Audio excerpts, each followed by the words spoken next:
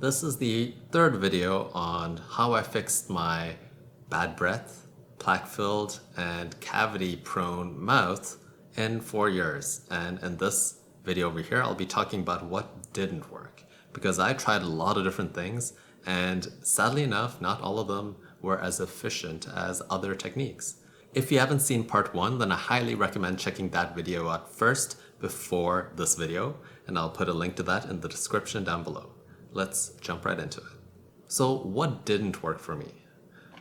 Early on, I tried white strips. The reason why these didn't work for me is that even though they made my teeth a bit whiter, they also made my teeth more sensitive through the use of hydrogen peroxide on my teeth. I could actually feel that my teeth were getting more sensitive as I was eating and chewing on things and so on. Something that, yet again, I mentioned in the key concepts section in the first video is that I realized that the whiteness isn't even that important. I would prefer a healthy mouth instead of having teeth that look sparkly, pearly white. The second thing that I tried that also was in the efforts of getting pearly white teeth is activated charcoal. And this also had the same issues as the white strips, where it actually was abrasive on my teeth and it made my teeth more sensitive. So think of it as sandpapering down your teeth to get them more white, but then you also remove the enamel that is being built up on your teeth, so it makes it a bit more sensitive. So even though it did do its purpose of making my teeth whiter, it came at a cost of making my teeth also more sensitive. And I was just so much more focused on getting a healthy mouth and not just something that looks well, that these two methods, the white strips and activated charcoal, were something that I tried, but then quickly realized that they just weren't for me. The next thing that didn't work for me was flossing. I've tried a lot of different flossing techniques and methods, and it just never worked for me. My teeth are extremely close together, and whenever I floss, I always just go into it and I overshoot and I get on my gums and I kind of like bleed all over the place, and it just never worked for me. So even though I tried it and I got all the tools, I got like a pick for the floss string, I yet again got the water pick, and I tried to do it on a very consistent basis for a long time, and I just never felt like there were a lot of benefits from flossing for my needs. Mouthwash. So I had a period where I was using a Listerine mouthwash, and what I realized with the Listerine mouthwash is that it kind of just gives you a sparkly, nice breath of fresh air in that moment when you're using it, but it's not a long-term solution.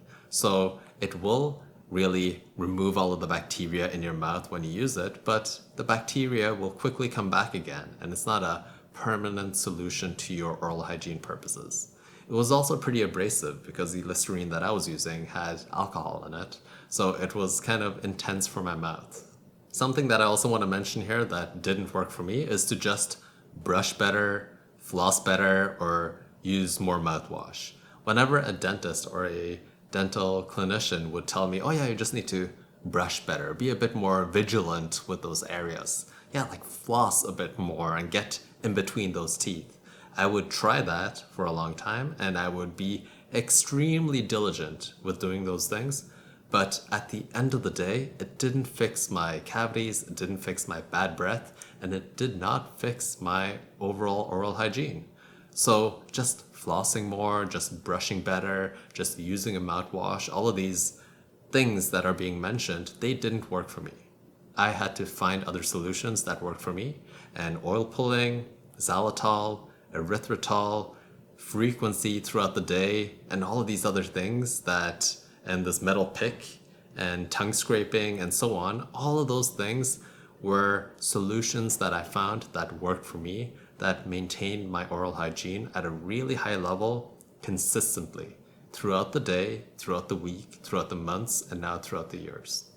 And before I made this section, I was thinking, should I even have a what didn't work section in this video series over here? And I thought more about it, and I think it's important to highlight the things that we've tried and haven't worked, because everyone just wants to talk about the things that do work, but I think it's as important to talk about the things that don't work so that we can get a full spectrum of what people should be trying when they are finding their own groove with their own oral health journey.